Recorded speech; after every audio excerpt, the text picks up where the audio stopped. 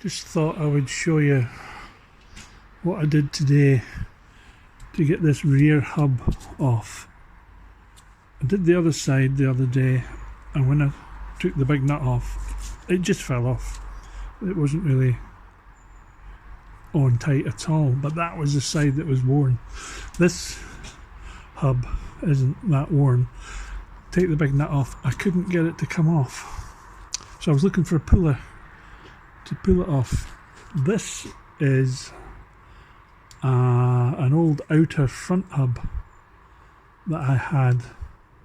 And what I've done is I've drilled two of the holes out so that these bolts they turn freely inside the holes.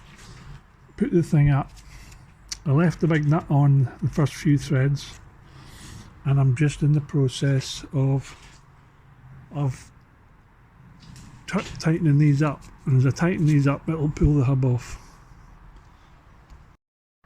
Now this is what I'm talking about. I've got the hub off now.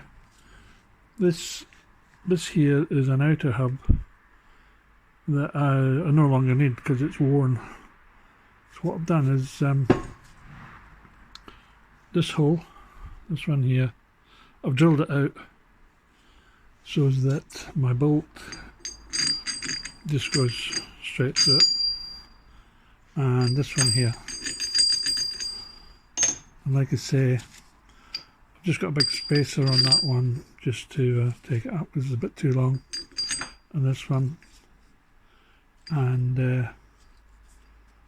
that then is your puller. You're just going to put that up against there and there. Sorry, your puller, you put it up there, and as you tighten it up it'll pull the hub off. It's just a wee idea. If this is stuck on, it's quite hard to get them. It can be quite tricky to get them off. But if you happen to have one of these lying about, don't throw it away. Never throw anything away. There's always a use for things. So there you go. That's today's little tip.